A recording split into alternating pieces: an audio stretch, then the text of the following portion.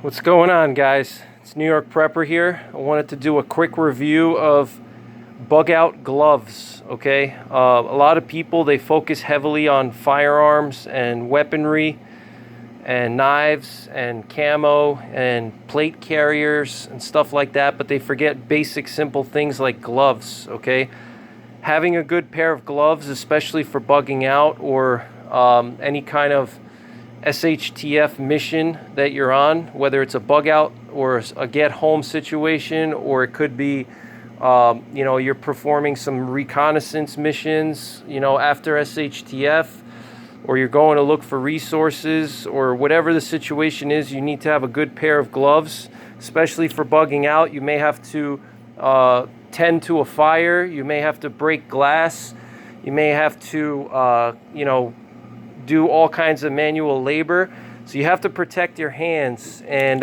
here I just have these Youngstown gloves that I recently picked up, and they're really nice. Here's the model. If you guys are interested, it's the FR ground glove with Kevlar. It's 2XL. It's not made in the US, it's made in Indonesia.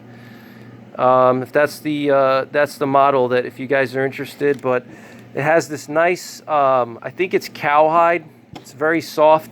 Okay, so it looks like just a basic leather glove on the outside, but it has lining. It has Kevlar lining on the inside. Okay, which is important, and I'll talk about that in a second. So this is the model here. Let me just see if I can show you. FR ground glove lined with Kevlar. Okay, so that's the model number. All right, if you guys are interested, there's the SKU number. All right, so here's the different ratings that it has. So it has some pretty good rating. It's arc rated to 37. I don't know what that means. I don't know much about arc flash, but it's basically rated to electrical arc protection. Let me see if I can't focus. There we go. It's rated for electrical arc protection. All right, just in case you, for whatever reason, have to touch electricity or an electrical arc happens, it'll protect your hands from getting burned. It has level A4 cut resistance. I believe the highest level is number 5. So this is a number 4 in cut resistance, so it's pretty good. I mean, it'll pretty much stop a lot of cuts. It's puncture resistant, number 5. Not sure what that means. It has some flame resistance to it as well.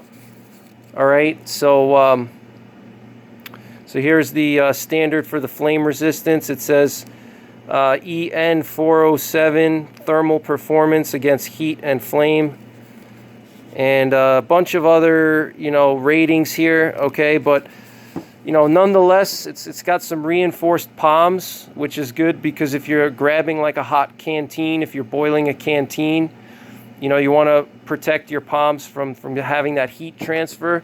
It has an extra layer of leather over the knuckles, and it's really soft. It has a really good feel to it. Let me just put this on. I'm sorry, guys, I don't have my tripod. It feels really good on the hands. It protects the wrists. All right, so you can protect. It doesn't go all the way up on the wrists, but it goes up high enough where it'll protect your wrists from cutting yourself by accident. If, let's say, you have to break glass, if there's an SHTF or you're bugging out, you may have to break through glass or something. All right, so you want to make sure that you protect your hands. If you're busting through glass and you have to gain entry to an area, you don't want to slice your hands open. Okay, so you want to have some Kevlar to protect your hands. You want to have a good level of Kevlar. You want at least a level 4 Kevlar. All right, level 4 is probably the minimum for glass protection.